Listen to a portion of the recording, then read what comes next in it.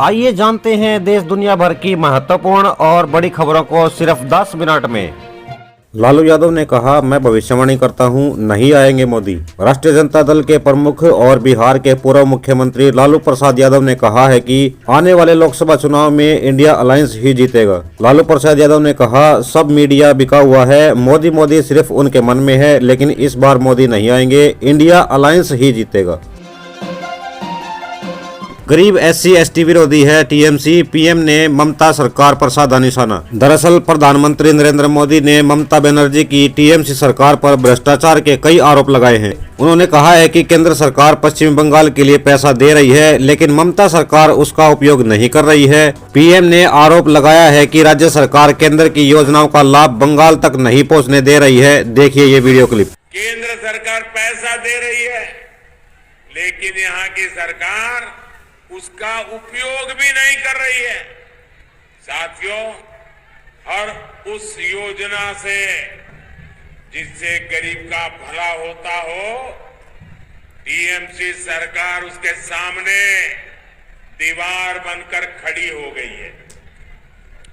मोदी ने हर गरीब परिवार को 5 लाख रुपए तक के मुफ्त इलाज की गारंटी दी है। आयुष्मान कार्ड से देश भर में करोड़ों गरीब परिवारों का मुफ्त में इलाज हुआ है। इससे इन परिवारों को लगभग 1 लाख करोड़ रुपए की बचत हुई है।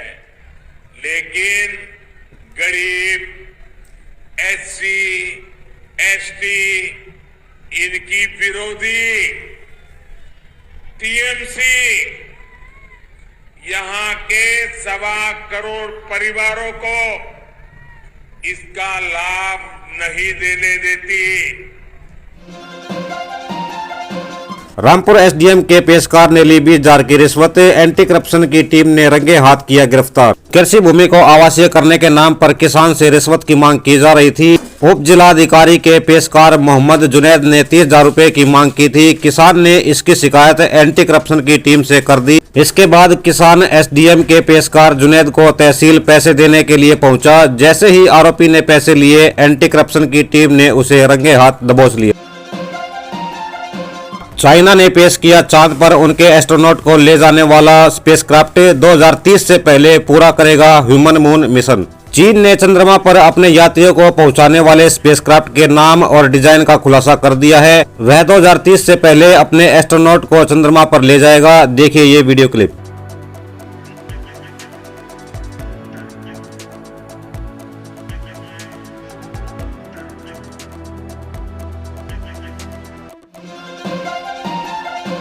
सत्येंद्र जैन की मुश्किलें बढ़ी, महागठ सुकेश से जेल में उगाही मामले की होगी CBI जांच, दिल्ली LG ने दी मंजूरी।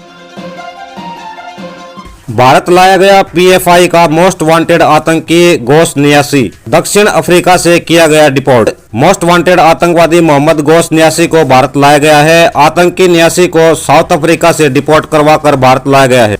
आपको बता दें कि साल 2016 में बेंगलुरु में RSS नेता की हत्या हुई थी, जिसके बाद से 5 लाख का इनामी आतंकवादी मोहम्मद घोष न्यासी फरार चल रहा था।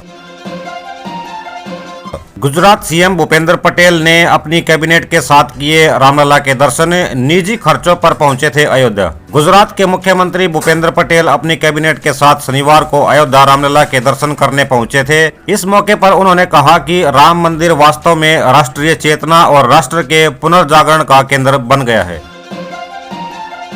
हिमाचल प्रदेश में जारी सियासी संकट अभी थमा नहीं है, यहां अभी भी उथल पुथल जारी है। इसी बीच हिमाचल के मौजूदा CM सुखविंदर सिंह सुक्खू ने आज तक से कहा कि क्रॉस वोटिंग हुई है और हम इसे मानते हैं कि ये हमारी गलती है। मुझे उनमें से कुछ के बारे में जानकारी थी कि वे क्रॉस वोटिंग करेंगे। देखिए ये वीडियो क्लिप। बाद में इधर से विधायकों ने क्रॉस वोटिंग किया, बीजेपी उनके पास नंबर भी कम थे, फिर भी उनको राज्यसभा की जो सीट है उनको मिली। ऐसा क्यों हो और आपको क्या लगता है कि इसके पीछे क्या कारण?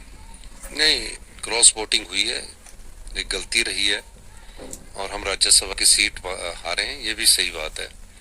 और निश्चित तौर पर हमारे यहाँ इच्छाएं भी होती हैं कि कोई मंत्री बनना चाहता है, कोई कुछ बनना चाहता है, उनको हम संतुष्ट नहीं कर सके। तो कुछ का तो अंदेशा था, कुछ का अंदेशा नहीं था, इसलिए हम राज्यसभा की सीट हारे हैं। और हमने एक वरिष्ठ नेता जो अधिवक्ता थे हिमाचल हिंदुस्तान के, वो यहाँ से चुनाव जीत नहीं सके। बेंगलुरु ब्लास्ट का सामने आया धमाकेदार सीसीटीवी वीडियो। बेंगलुरु कैफे विस्फोट मामले में सामने आई तस्वीरें। इस भीषण ब्लास्ट में प्रयोग हुई बैटरी और अन्य चीजें भी बरामद हुई हैं। सीसीटीवी में बैग रखते दिखा 28 से 30 साल का शख्स। देखिए ये वीडियो क्लिप।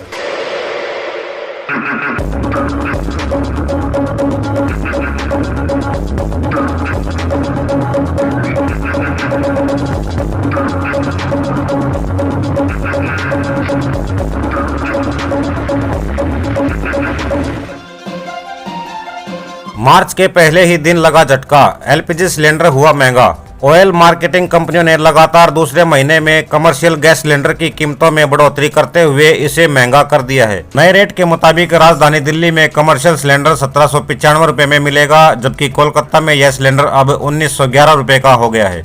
मुंबई में कमर्शियल सिलेंडर का रेट बढ़कर 1749 रुपए, जबकि चेन्नई में 1960.50 रुपए हो गया है। कमर्शियल गैस सिलेंडर की कीमतों में बढ़ोतरी का सीधा असर आम आदमी की जेब पर पड़ेगा। दिल्ली में पेट्रोल औसत कीमत 96.72 रुपए प्रति लीटर बिक रहा है। 1 मार्च 2024 को भी पेट्रोल की कीमतें इतनी ही थी। पिछले 10 दिनों में दिल्ली में पेट्रोल की औसत कीमतें 96.72 रुपए प्रति लीटर रही है, यानी पिछले 10 दिनों में दिल्ली में पेट्रोल की कीमतें स्थिर बनी हुई है। वहीं दूसरी तरफ चेन्नई में 102.63 रुपए प्रति लीटर और कोलकाता में 106.03 पैसे प्रति लीटर बिक रहा है।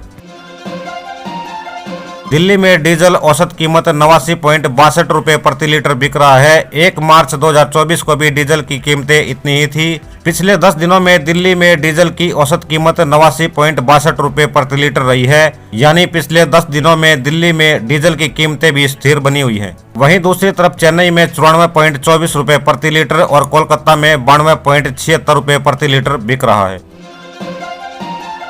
कांग्रेस सांसद राहुल गांधी ने उत्तर प्रदेश की डबल इंजन सरकार पर साधा निशाना। कहा, बीजेपी और मोदी मीडिया मिलकर कर रहे हैं झूठ का कारोबार। डबल इंजन सरकार। ओम प्रकाश राजभर और आरएलडी की हो सकती है योगी कैबिनेट में एंट्री। अगले 2-3 दिनों में यूपी कैबिनेट का हो सकता है विस्तार। सुप्रीम कोर्ट से आसाराम को लगा बड़ा झटका। रेप केस में आसाराम को नहीं मिली राहत। सुप्रीम कोर्ट ने जमानत पर सुनवाई से किया इनकार। खाना लेने पहुंचे फिलिस्तीन पर हुई फायरिंग। 112 लोगों की गई जान, 760 लोग हुए घायल। इजरायली सैनिक बोले इनसे खतरा महसूस हुआ था। नाटो देश को लेकर पुतिन की धमकी। परमाणु हमले को लेकर फिर दिया बड़ा बयान। कहा, रूसी धरती पर आएगी नाटो की सेना तो अच्छा नहीं होगा। फिलहाल इस वीडियो में बस इतना ही। हम मिलते हैं फिर किसी नई वीडियो में नए टॉपिक के साथ। तब तक के लिए जय हिंद, जय भारत।